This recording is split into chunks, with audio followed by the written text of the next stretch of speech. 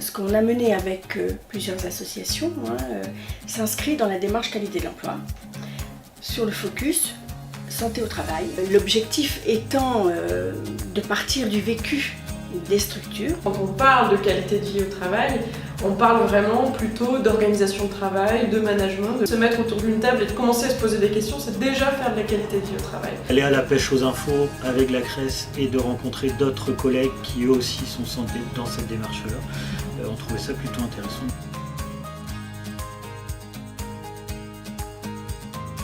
Un manager, ce qu'on lui demande, c'est pas forcément des aspects techniques, mais des aspects d'accompagnement en tant que manager, de coach pratiquement, ce qui est encore une autre approche. Et à partir du moment où on prend en compte, on écoute et on prend en compte la demande du salarié, à mon avis, à 50% du boulot qui est fait. Donc elles savent qu'il y a une oreille attentive et que derrière, sans avoir une obligation de résultat, je mettrai en œuvre des moyens qui permettent que ça aille mieux. Il n'y a pas forcément une possibilité de réponse à tout, mais déjà de pouvoir l'exprimer, de savoir que c'est pris en compte, déjà ça pèse beaucoup parce qu'il y a une reconnaissance. Donc, je trouve que c'était important de dire super ce que tu as fait et tout, félicitations et tout.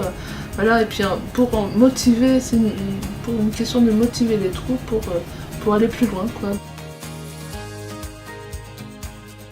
L'organisation du travail, c'est tout simplement reprendre ensemble qu'est-ce qu'on fait, qui, quoi, comment, où, est-ce que mes salariés ont une latitude décisionnelle qui est suffisante, est-ce que c'est très lourd et c'est un millefeuille, quelle est la communication qui s'adapte aussi à cette organisation du travail. L'exemple tout bête, une collègue chargée d'accueil et elle s'est plainte de maux de gorge et succession d'arrêts de travail, c'est-à-dire qu'elle a été arrêtée plusieurs fois. Donc on s'est posé la question de l'aménagement de l'accueil et donc on a cette baie vitrée coulissante là qui nous permettait à l'époque d'accueillir les personnes.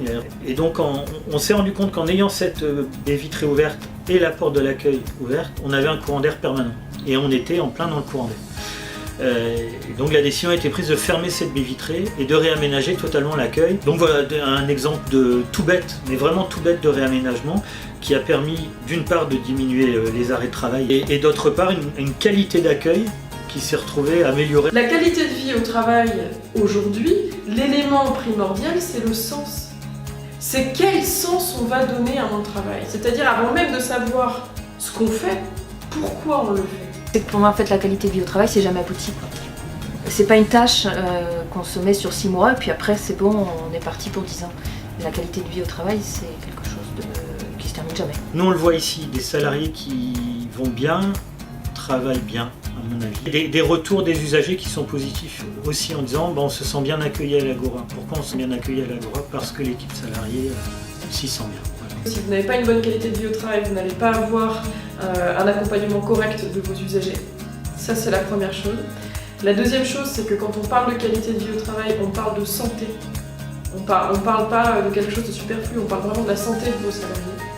Et le troisième élément, j'allais dire, c'est qu'en faisant de la qualité de vie au travail, vous allez gagner et du temps et des moyens.